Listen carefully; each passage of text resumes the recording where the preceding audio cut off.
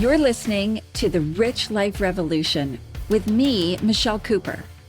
My mission is to empower you to step into your next level of wealthy. You'll hear all the deets, a little bit of inspiration, and real life takeaways so that you can create your own rich life revolution. Let's dig in. Hi, I'm Michelle Cooper, host of the Rich Life Revolution podcast, and today I am talking about a topic that is very familiar for a lot of people. We're going to talk about debt, and we're going to create our debt liberation blueprint. So I'm going to walk you through this process, but we're also going to talk about your beliefs around debt and all the things that come into play when people are carrying debt. Ultimately, what I want you to get out of this is a plan of how to eliminate debt without paying a crazy amount of interest. And it is actually possible to improve your credit score along the way. So this episode is for you if you've been carrying debt and it's weighing you down, perhaps causing arguments, feels crazy stressful. Maybe you're paying a lot of interest and you feel like you can't get ahead because of all that interest. You might be sick and tired of being sick and tired, right? You're sick and tired of being in debt. You're sick and tired of being sick and tired, and you're just like over it. Like, I'm done. I'm over it. Often what happens when we get into these situations is our credit score jumps into the toilet and we can't seem to get the help that we need to get out of debt because of a crappy credit score. And let's be honest, you've got dreams, real dreams, and those often feel unachievable because of your debt. So if that describes you at all, keep listening. This episode is for you. Remember, I'm just like you. I have had all those same concerns and challenges. 16 years ago, I created my first business, which was called Diva Boutique, and I closed it 2 years after opening, mostly due to debt. I went into a huge amount of debt to create that business, and it was a brick and mortar little boutique, and I didn't actually know what I was doing at all. I do often say it was my 2-year MBA in entrepreneurship. And so looking back, I can connect the dots. But at the time, I was winging it and going with what I thought I should do and ended up with a huge amount of debt. 14 years ago, I created my second business, Alchemy Accounting and Bookkeeping. And again, I invested in myself heavily and I invested in my business. I probably made pretty much every mistake there was to the path to a 7-figure business. And I learned a lot along the way. And again, I created a significant amount of debt in that business. And so I know a thing or two, to be honest. So today on this episode, I'm going to help you map out your debt and create a payment schedule so that you have a clear path to being debt-free in the fastest and cheapest way possible. I'm going to talk to you about credit utilization so that you can immediately start to improve your credit score. And I'm going to show you how you can schedule your debt payments and important numbers and dates. So the first thing to remember is that just ground back into the fact that there's 2 states of being and only 2 states of being. And this is the foundation of everything. There's a survival state where we feel crazy, we feel overwhelmed, we feel undereducated, we feel not enough, we feel there's not enough time, money, resources, like we're scrambling. A survival state is a real physical state of your body and your mind, and it can leave you spiraling. Versus an empowered state, which is where you feel confident, you feel curious, you feel open to possibility, you're coachable, you're listening, you're asking good questions. You might not have all the answers, and you might not, it's not like you don't have problems in an empowered state, but it's more about how your body is reacting and how your mind is reacting to your current situation. Now, in regards to 2 states of being, there are only 2, a survival state or an empowered state. It's a parasympathetic and a sympathetic nervous system response. And it's just part of being a human being. And we fluctuate between the 2 on the daily, like moment by moment. So it's not like you can always be empowered, and it's not like you'll never be in survival. It's part of being a human being. It's part of our makeup, and we just have to learn how to navigate it so that we spend less time in survival and more time in an empowered state of being. So let's dive in, because now that you understand the piece around the two states of being, which state of being do you think is going to support you getting a handle on your debt and your finances? An empowered state, right? We can't create the life that we want. Perhaps that means debt free if we're scrambling, if we're overwhelmed, if we're concerned about everything and living in a place of fear, lack, and scarcity. We're not going to be able to create anything from that place but more survival. So it's important that we navigate that and that we support ourselves. So whenever you're trying to work on your money or figure things out in your finances, it's important to assess where you are now in this moment. Do you feel good? Do you feel empowered? Do you feel confident? Or are you feeling, oh my God, I don't know what she's talking about. Oh my God, how am I ever going to do this? I'm stupid. I don't do math. I'm no good with money. That's all a survival state. So we need to support ourselves. So the first thing, if that's the chatter that's going on in your brain, stop it. Stop it, stop it, stop it. Don't need that. That is not serving you. It's only going to create more of that.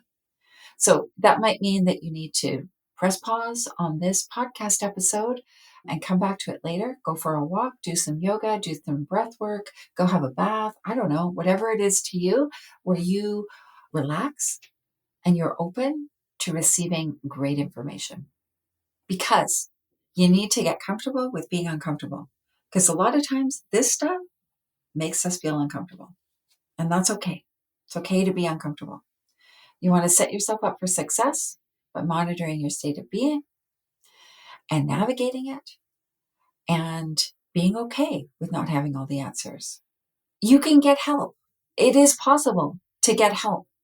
There's lots of people out there. There's lots of resources out there. I'm going to put a resource in the show notes for a very useful workshop that I do with clients all the time, where I help them create this blueprint, get their finances in order, and get out of debt. If you need more one-on-one support, find somebody who can help you with that. And that might mean reaching out to a professional. That could be a bookkeeper, an accountant, a money coach, whatever it is for you, whoever you feel comfortable with.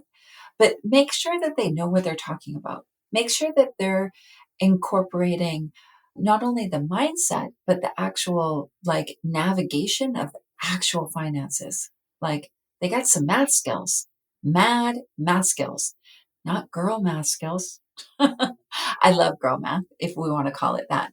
But we want somebody who we relate to, who does not judge us, who we feel comfortable with. We can kind of as they say, open your kimono and show them the back office of your finances.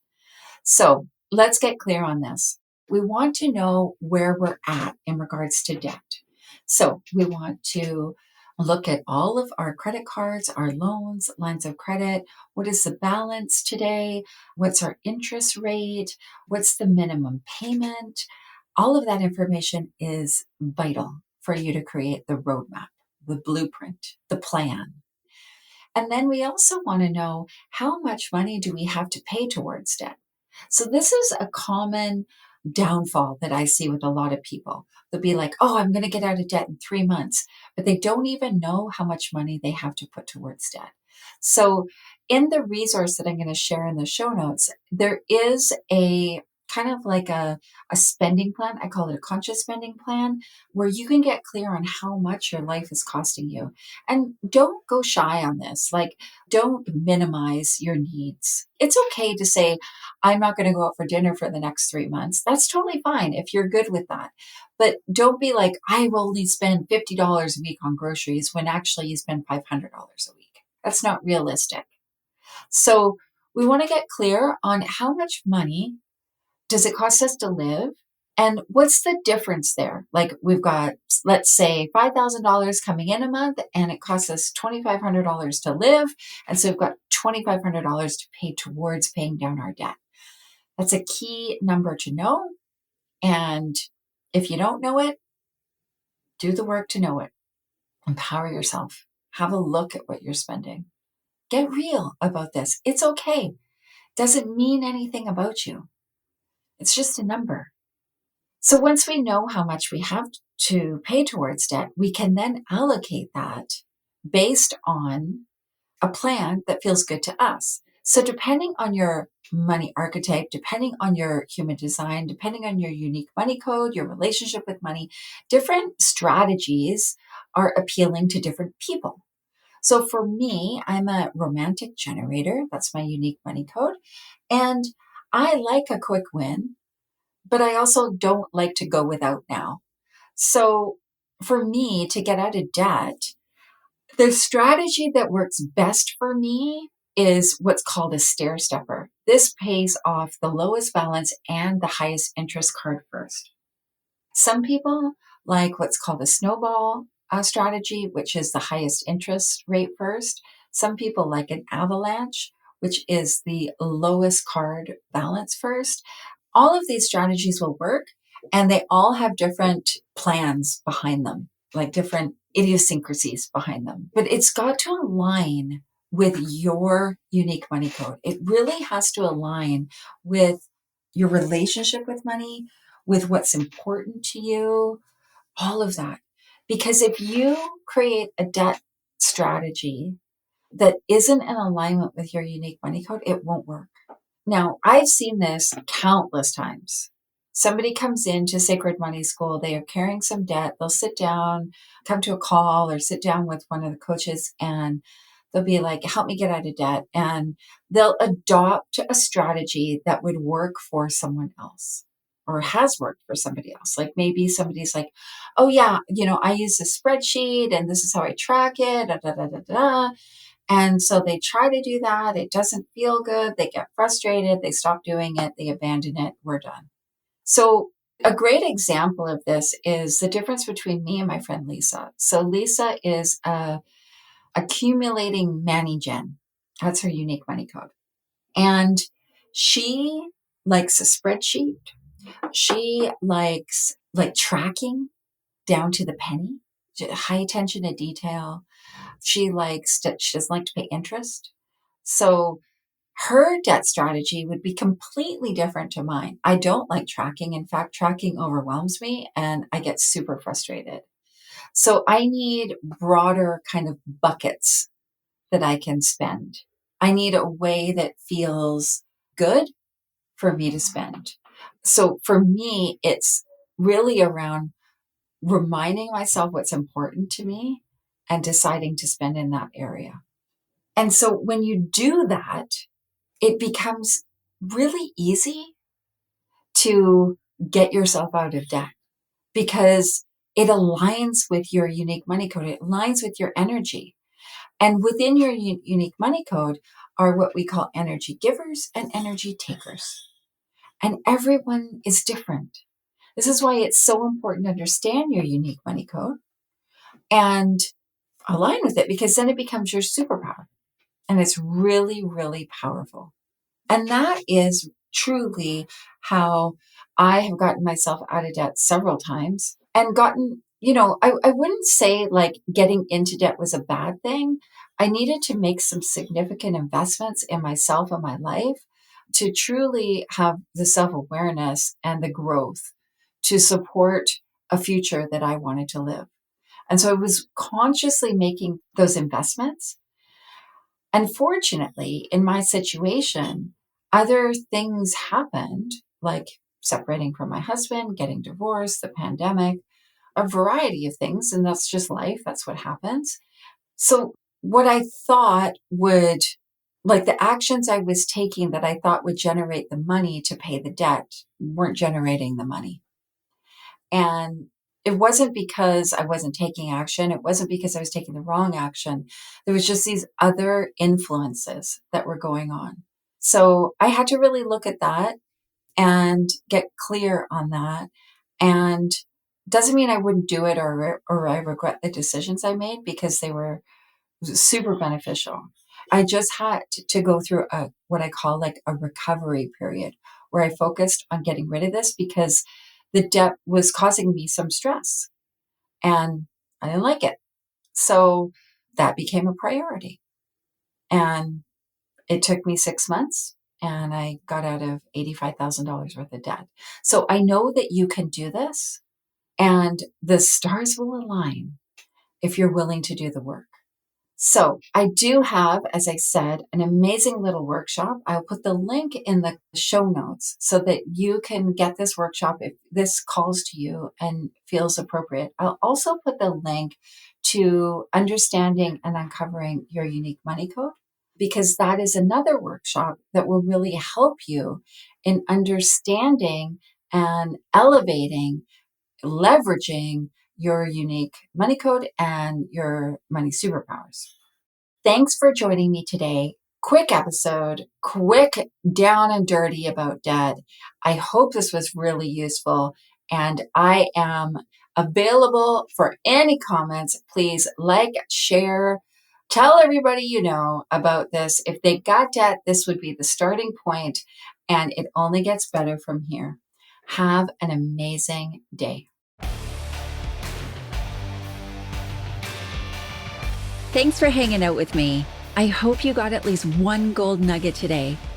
Be sure to grab your copy of the Rich Life Revolution workbook to help you set the foundation for your next level of wealthy. Get it now at richliferevolution.ca, and I'll see you later.